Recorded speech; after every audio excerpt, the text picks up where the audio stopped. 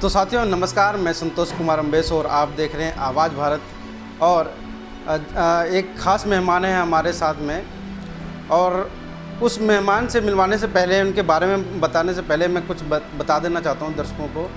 जिस समाज से आती है, काफ़ी संघर्षशील समाज रहा है वो। हालांकि वो जो समाज है वो अभी भी ऐसे कामों में है जो कि जिस देश को स्वच्छ बनाने में, यानी साफ़ सुथरा बनाने में वो लगा रहता है, निरंतर लगा रहता है। उसी समाज से जी मैं बात कर रहा हूँ। वाल्मीकि समाज की हमारे साथ में है, और इनके बारे में मैं बताऊँ तो ये नाम की मोहताज तो नहीं है। राष्ट्रीय और अंतर्राष्ट्रीय लेवल में इनका नाम है। और अवार्ड की बात करूं तो अंतर्राष्ट्रीय लेवल के ऐसे अवार्ड हैं जो कि मैं इनसे जानूंगा। और अगर मैं पढ़ाई की बात करूं तो ऐसी पढ़ाई जो शायद आज तक मतलब कि कोई महिला वहां तक पहुंच पाई है आज के डेट में भी, कि पीएचडी, एमए, पाँच सब्जेक्ट में एमए, पीएचडी और डी लीट तक ये पहुंची हुई हैं, और एलएलबी साथ में। और अब बाकी मैं बात करवाना चाहता हूँ, हमारे साथ में है राधा वाल्मीकि जी। क्या राधा वाल्मीकि जी, आपका स्वागत है आवाज़ भारत में। बहुत बहुत धन्यवाद। जो मैंने डिग्रियाँ बताई, क्या ये सही है? हाँ, मेरे पास डिग्रियाँ हैं। मैंने 5 विषय में एमए किया है, एलएलबी किया है, बीएड है, पीएचडी है मेरी 2 बार। एक पीएचडी पॉलिटिकल साइंस में है और दूसरी पीएचडी है मेरी सोशल वर्क में, और डीलिट मेरी सोशल वर्क में है। ये मेरी डिग्रियां हैं। और इसके अलावा मैंने स्काउटिंग अवार्ड जो है, हाँ, मैंने सोशल वर्क भी किया है। मैं राइटर भी हूँ और बच्चों के लिए एजुकेशन के लिए एजुकेटर के रूप में भी काम कर रही हूँ। तो इन्हीं 3 चीज़ों को लेकर के मैंने उपलब्धियाँ हासिल की हैं। तो मुझे एजुकेशन के मामले में मुझे most inspiring educator of the earth का अवार्ड मिला है वर्ल्ड लेवल पर। हाँ, और दूसरा अवार्ड जो है मुझे most inspiring person of the earth, और तीसरा अवार्ड मुझे most inspiring women of the earth मिला है। और वर्ल्ड रिकॉर्ड में भी मेरा नाम, golden book of world record में भी मेरा नाम इसमें दर्ज हुआ है। और इसके अलावा लेखन के क्षेत्र में अभी Harvard book of world record में मेरा नाम दर्ज हुआ है, क्योंकि मैं लिखती भी हूँ और कई मेरी किताबें लिख चुकी हूँ। इसमें मैं आर्टिकल भी लिखती हूँ, और इसमें ज़्यादातर मेरे आर्टिकल अपने शोषित वंचित समाज से और महिला विमर्श पर होते हैं। और मेरी जो कविताएँ होती हैं वो भी समसामयिक विषयों पर और विशेषकर देश की विभिन्न समस्याओं से रिलेटेड होती हैं मेरी रचनाएँ, कविताएँ भी, जो अभी तक मेरी कम से कम 400-500 बुक जो हैं मेरी साझा काव्य संकलनों में और देश विदेश की पत्र पत्रिकाओं में मेरी रचनाएं छप चुकी हैं। और अभी मैं हाल ही में वियतनाम और इंडोनेशिया से सुग्रीव बाली यूनिवर्सिटी से वहाँ से आई हूँ, और वहाँ भी एक शैक्षिक सेमिनार था, उसमें मैं गई और इंटरनेशनल मंच से मैंने वहाँ पे अपनी बात कही। और राष्ट्रीय इंटरनेशनल कवि सम्मेलन में भी मुझे प्रतिभाग करने का मौका मिला। और अभी आने वाली 10 जनवरी को विश्व हिंदी दिवस पर जो है मुझे दुबई जाने का मौका मिल रहा है साहित्य के क्षेत्र में। तो मुझे साहित्य में भी बहुत सारे अवार्ड मिले हैं, इंटरनेशनल, नेशनल, और सामाजिक क्षेत्र में भी मुझे मिले हैं। सामाजिक क्षेत्र में भी मुझे माता Savitribai Phule award, doctor Bhimrao Ambedkar fellowship award, और बहुत सारे सामाजिक अवार्ड हैं। तो इस तरह से मैं बच्चों के लिए काम कर रही हूँ। शिक्षा के क्षेत्र में भी मुझे doctor Sarvepalli Radhakrishnan award, Gandhi global peace award, global achiever award, global women achiever award, इस तरह नेशनल और इंटरनेशनल मिला के मुझे लगभग 1000 के आसपास अवार्ड मिल चुके हैं। और बहुत सारे ऑनलाइन भी मुझे अवार्ड मिलते रहते हैं। ऑनलाइन भी और कई नेशनल इंटरनेशनल कॉन्फ्रेंस में भी मैं जुड़ी रहती हूँ, और उसके माध्यम से भी मैं सेमिनार, वेबिनार के माध्यम से भी मैं अपना जो है साहित्य की या सोशल रूप से मैं उसमें जुड़ती हूँ। मैडम, इतने सारे अवार्ड जो है आपके नाम पर हैं, क्या मतलब कि आप किससे इंस्पायर करती हैं? मैं खैर इंस्पायर तो किसी से नहीं, बस एक अपने मन में है कि अगर मेरे अंदर कुछ है, नहीं, मुझे ये लगता है कि हर इंसान के अंदर प्रतिभाएं छिपी होती हैं, दबी रहती हैं, और वो सक्षम होता है, बस उसे बाहर लाने की आवश्यकता होती। जिस दिन हम अपने आप को खुद को पहचान गए तो हमारे अंदर प्रतिभा की कमी नहीं है। क्योंकि देखिए, आज मनुष्य चांद पे पहुंच चुका है और अंतरिक्ष पे भी अपना अधिकार कर लिया है। विज्ञान ने इतनी तरक्की की, और उस विज्ञान को आगे किसने बढ़ाया? मनुष्य ने। हमारा ब्रेन जो है, जब हम एक कंप्यूटर बना सकते हैं, उसमें सैकड़ों फाइलें हम सेव कर सकते हैं, और वो सैकड़ों फाइलें हमारे ब्रेन में भी तो सेव रहती हैं। तो हम क्यों नहीं अपने ब्रेन की उन फाइलों को खोल सकते हैं? एक क्लिक करके हम कंप्यूटर को खोल सकते हैं, तो वो हम अपने ब्रेन को ही तो यूज़ करते हैं। तो हमारे अंदर इतनी क्षमता है कि हम बहुत कुछ कर सकते हैं, और हम उसको करने की कोशिश करते नहीं हैं। हम इधर उधर की बातों में अपने आप को लगा लेते हैं। कहीं हम धर्म के नाम पे लड़ रहे हैं, कहीं जातिवाद के नाम पे लड़ रहे हैं, कहीं संप्रदाय के वाद के नाम पे लड़ रहे हैं, और अगर हम और कहीं किसी को नीचा दिखाने की कोशिश में लग रहे हैं। लेकिन अगर हम इन सब चीज़ों से ऊपर उठकर केवल खुद के बारे में सोचें, खुद की तरक्की के बारे में सोचें, तो मैं समझती हूँ कि आपको आगे बढ़ने से कोई नहीं रोक सकता। मैं ना तो किसी की बुराइयों पर ध्यान देती हूँ, लोग मेरी टांग खींचने की भी कोशिश करते हैं, मैं उनसे प्रेरणा लेती हूँ कि ठीक है, आप खींचते रहो टांग मेरी, मुझे जो करना है मैं करूँगी।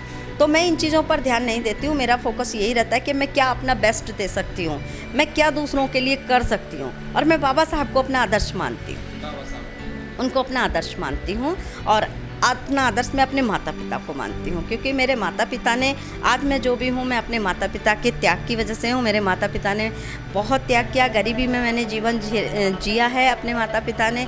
मेरे माता पिता ने मुझे आगे बढ़ाने के लिए कैसे भी करके येन केन प्रकार ने उन्होंने मेरी ज़रूरतों को पूरी किया, मुझे शिक्षा दिलाई, और आज मैं इस मुकाम पे अपने माता पिता की वजह से पहुंची हूं, और दूसरा बाबा साहेब की वजह से, क्योंकि उन्होंने संविधान में हमें शिक्षा का अधिकार दिलाया और मैंने शिक्षा प्राप्त की है, और आज मैं इस मुकाम पे पहुंची हूँ। एक छोटी सी लड़की जो गांव में पैदा होती है, राधा नाम की, बड़ी होती है, राधा से मतलब कि पढ़ने जाती है, वाल्मीकि हो जाती है, राधा वाल्मीकि। फिर उसके बाद प्रोफेसर बनती है, राधा वाल्मीकि, प्रोफेसर राधा वाल्मीकि। उसके बाद doctor, professor doctor Radha Valmiki. इन सब सारी परिस्थितियों से गुजरते हुए इसमें कितनी सारी मुसीबतें, कितनी सारी आपकी बंदिश, मतलब वहाँ तक पहुँचने में? देखिए, बंदिशें झेली हैं, क्योंकि सबसे पहली बंदिशें तो परिवार से ही झेली हैं, क्योंकि परिवार भी हमारा उस ज़माने से रूढ़िवादी चला आ रहा था, क्योंकि हम लोग जन्मे उसी परिवेश में हैं जहाँ की बेटियों को सुरक्षित रखने, इसलिए मैंने ये सवाल, माता पिता को डर लगता था कि बेटी सयानी हो रही है, कहीं किसी की कुदृष्टि बेटी के ऊपर ना पड़े, तो बड़े नाजों से और दबा के छिपा के बेटियों को पाला जाता था। तो लेकिन मेरे पिता पढ़ने के बहुत शौकीन थे। मेरे पिता को परिस्थितियों ने पढ़ने नहीं दिया, उनके माता पिता ने नहीं पढ़ाया शायद, तो वो अपनी हसरतें मुझ में पूरी करना चाहते थे। तो मेरी पढ़ाई के लिए भी मेरे रिश्तेदारों ने भी बहुत दबाव डाला कि लड़की सयानी हो रही, इसकी शादी कर दो, इसे कॉलेज भेज रहे हो, कॉलेज मत जाने दो, लड़की बिगड़ जाएगी। रिश्तेदारों ने भी कहा, अड़ोसी पड़ोसियों को भी परेशानी हुई, लेकिन मेरे पापा ने कहा नहीं, मैं अपनी बच्ची को पढ़ाऊँगा। लेकिन कहते हैं ना कहीं थोड़ा सा असर तो आ ही जाता है। तो मेरे पापा के मन में भी थोड़ा सा कहीं डर आ गया था कि कहीं ऐसा ना हो हमारी बच्ची के लिए ये बात सच हो जाए। तो जब मैं कॉलेज जाती थी तो मुझे नहीं पता था, ये बातें मेरे पापा ने मुझे बाद में बताई।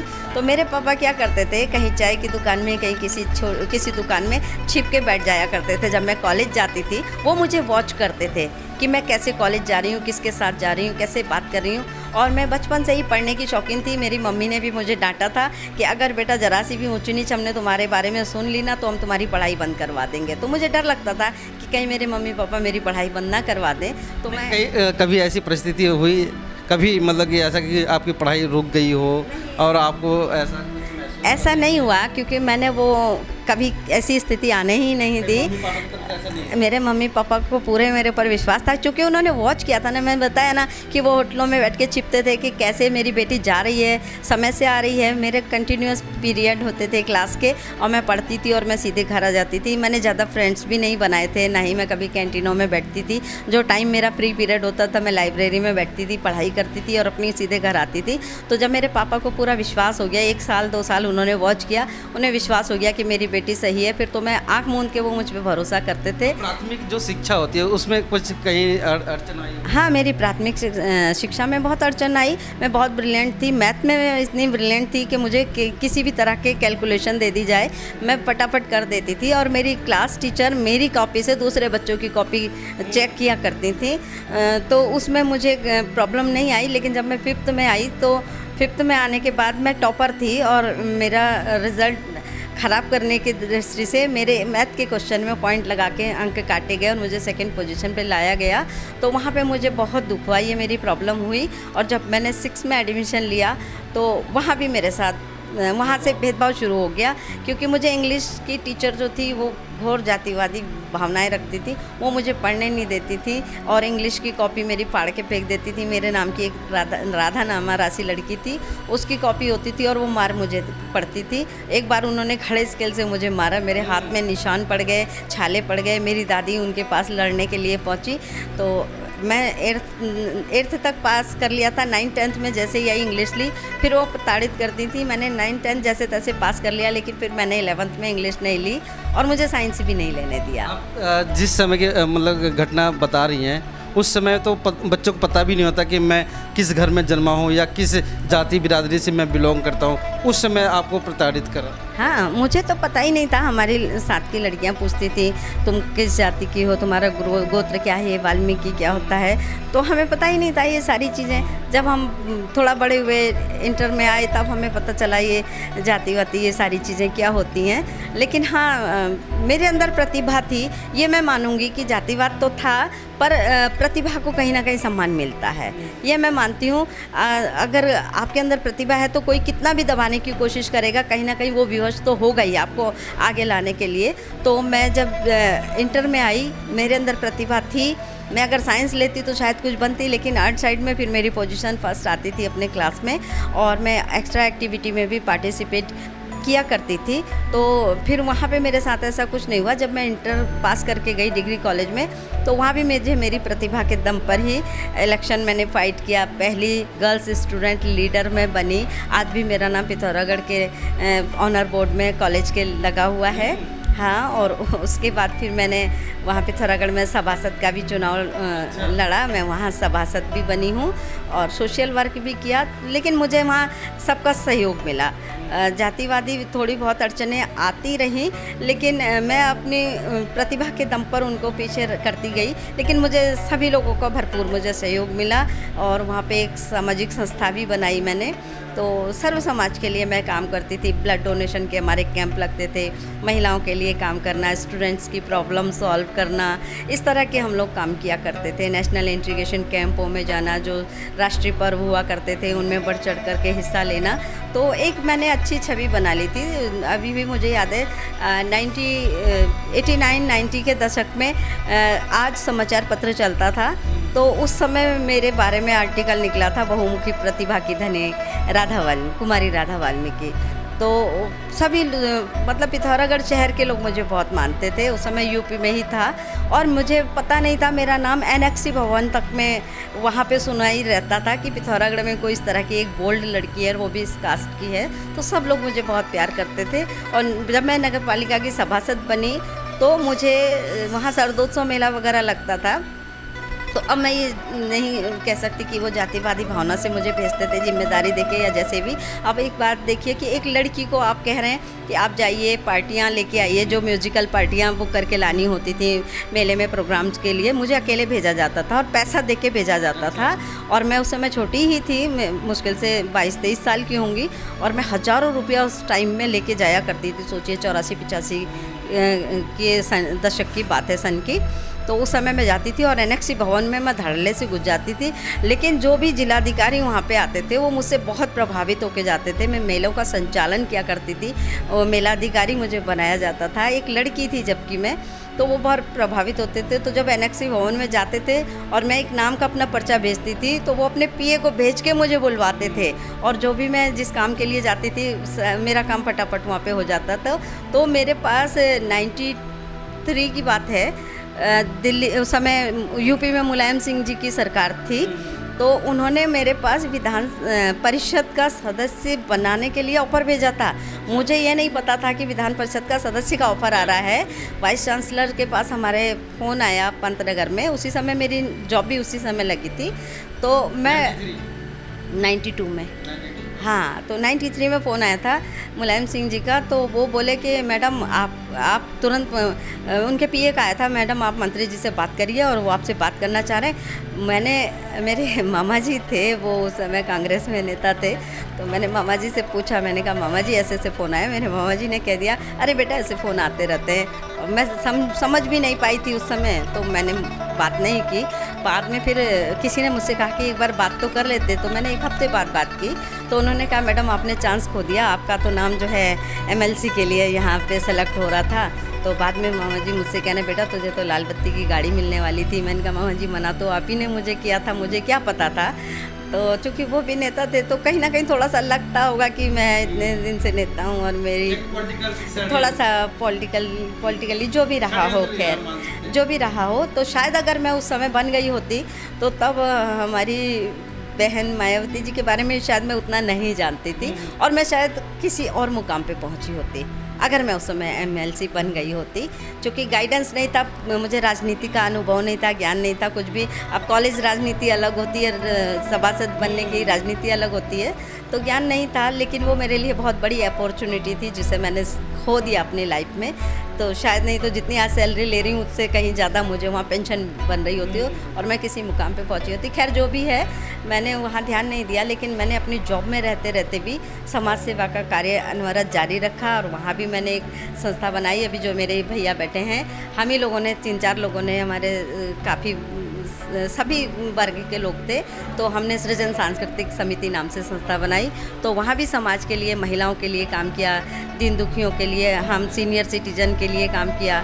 यहाँ तक कि 1-2 महिलाओं को लिए, हमारे जो बहुजन समाज से ही जुड़ी थी 1-2 महिलाओं का हमने ऑपरेशन भी करवाया, कई बच्चियों की शादियाँ भी करवाई जो गरीबी के कारण विवाह नहीं हो पाते हैं। फिर कई महिलाओं को नशा मुक्ति के कारण जो प्रताड़ित होती थी उनकी मैं करियर काउंसलिंग करती हूँ। मतलब करियर काउंसलिंग तो बच्चों की करती हूँ, उनकी काउंसलिंग करती हूँ, उनके हस्बैंड को भी बुलाती हूँ, उनसे भी बात करती हूँ, उन लोगों को समझाती हूँ। तो कुछ हद तक मैं इस मामले में भी सफल हो पाई हूँ। घरेलू हिंसा वगैरह से प्रताड़ित महिला। आपने जितने भी मतलब कि सोशल एक्टिविटी में आपने पार्टिसिपेट किया है, आपको बेस्ट से बेस्ट क्या लगा कि मतलब कि मुझे ये वाला कार्य बहुत अच्छा लगता है और ये मैं आगे भी मतलब कि ये कार्य करती रहूँगी? मुझे एजुकेशन वाला ज़्यादा अच्छा लगता है। हाँ, एजुकेशन पे, क्योंकि देखिए एजुकेशन ही हमारी बुद्धि को चैतन्य करती है, हमें सही गलत की दिशा देती है। अगर हम शिक्षित नहीं होंगे तो हम अपने अधिकारों के बारे में, हक के बारे में नहीं जान पाएंगे और हम सही सोच भी नहीं रख पाएंगे। तो शिक्षा पे मैं काम करना ज़्यादा पसंद करती हूँ। और दूसरी चीज़, जो हमारी माताएँ बहनें जो हमारी समाज में पढ़ लिख नहीं पाती हैं, तो उन लोगों को मैं जागरूक करने की कोशिश करती हूँ कि कैसे उन्हें अपने अंदर की ताकत को पहचानना है और कैसे अपने आप को उन्होंने स्थापित करना है, अपनी अस्तित्व के लिए लड़ना उनको मैं सिखाती हूँ। और मैं लिखती भी हूँ। महिला विमर्श पर मैं अभी लिख रही हूँ। आधी आबादी की परिकल्पना एक पुस्तक लिखी जा रही है। तो अभी हिमाचल प्रदेश मंडी में एक सर हैं, 86 ईयर के हैं और वो कई यूनिवर्सिटियों के डीन वगैरह रह चुके हैं। उन्होंने कहीं से मेरी एक बुक पढ़ी होगी, मेरी रचनाएं पढ़ी होंगी, तो उन्होंने मुझे खुद ऑफ़र दिया कि मैडम मैं आपके साथ बुक लिखना चाहता हूँ। तो मैं उसमें लिख रही हूँ। तो मैंने महिलाओं के लीगल पहलू पर लिखा है। चूँकि मैंने LLB की है और अपनी मेरी जो PhD है वो भी मेरी जुडिशरी सिस्टम पर ही है। हालांकि पॉलिटिकल साइंस से मैंने PhD की है, लेकिन मुझे सब्जेक्ट दिया गया जुडिशरी सिस्टम, तो उसमें मैंने पढ़ा था। तो इसलिए महिलाओं के क्या लीगल राइट्स होते हैं, किस तरह से वो अपने प्रोटेक्शन के लिए काम, जैसे वर्किंग लेडी है उन्हें किस तरह से कानून प्रोटेक्शन देता है, और घरेलू हिंसा से या देह व्यापार है, बहुत सारी चीज़ें हैं महिलाओं से रिलेटेड जो भी कानून है, उन पर मैंने उसमें काम किया है, आर्टिकल लिखे हैं ताकि महिलाएं जागरूक हो सकें। और अपनी बहुजन बेटियों की अस्मिता पर भी एक आर्टिकल लिखा है कि किस तरह से आज समाज में जितने भी घृणित कार्य हो रहे हैं, भीख मांगने से लेकर देह व्यापार का काम है, इस तरह की जो घटनाएं आम घट रही हैं महिलाओं के साथ, उसमें भी ज़्यादातर घटनाएं यहाँ हमारे ही जो बहुजन समाज की बेटियां होती उनके साथ ज़्यादा घटती हैं। तो उस पर भी मैं आर्टिकल के माध्यम से महिलाओं को उनके हक अधिकार जानने के लिए आर्टिकल मेरे डिप्रेस्ड एक्सप्रेस में, अम्बेडकर इन इंडिया, प्रबुद्ध विमर्श आदि बड़ी बड़ी पत्र पत्रिकाओं में मेरे आर्टिकल पब्लिश होते रहते हैं। और वर्ल्ड में भी एक अमेरिका में हम हिंदुस्तानी पत्र निकलता है, ऑस्ट्रेलिया से निकलता है, तो वहाँ भी मेरे कई सारे आर्टिकल पब्लिश हो चुके हैं। तो मैं लेखन का चाहे माध्यम हो, चाहे मंच के माध्यम से, स्पीच के माध्यम से, या फिर सोशल वर्क के माध्यम से समाज को जागरूक करने का काम करती हूँ। चलिए, हमारे साथ में थी राधा वाल्मीकि जी, जो कि नाम इतना ऊपर तक उठ गया है कि शायद आज के बच्चे इनको अगर पढ़ें तो मैगज़ीन में पढ़ सकते हैं, करंट अफेयर्स में पढ़ सकते हैं और जीके में भी पढ़ सकते हैं, क्योंकि इनके पास वो उपलब्धियां हैं जो कि करंट अफेयर में जो परीक्षाओं में जो पूछे जाने वाली कि प्रथम महिला कौन है, प्रथम सोशल महिला कौन है, उनका नाम प्रमुखता से राधा वाल्मीकि जी का नाम प्रमुखता से है। 2 मिनट में क्या मतलब कि संदेश देना चाहेंगे उन महिलाओं को जो कि आज भी कहीं ना कहीं उन कुर्तियों में फंसी हुई है और आज भी कहीं ना कहीं उनके ऊपर जाति द्वेष का आज भी वो लक्ष्य चल रहा है? मैं महिलाओं को ये संदेश देना चाहूँगी कि घुट घुट के अपने आप को बर्बाद करने से अच्छा है कि आप उसका सामना करें, बाहर निकलें, अपने अंदर की ताकत को, अपनी शक्ति को पहचानें। क्योंकि एक महिला जब एक बच्चे को जन्म देने के लिए भीषण दर्द को सह सकती है, प्रताड़ना का दर्द सह सकती है, तो उसके अंदर असीम हिम्मत और साहस होता है। तो अपने उस असीम हिम्मत और साहस का प्रदर्शन करते हुए वो अपने अस्तित्व को आगे निखारने में, अपने अस्तित्व की पहचान बनाने के लिए कार्य करे और उन सब चीज़ों से जूझते हुए आगे निकले, कुछ ऐसा करे कि उसको एक नई राह मिले।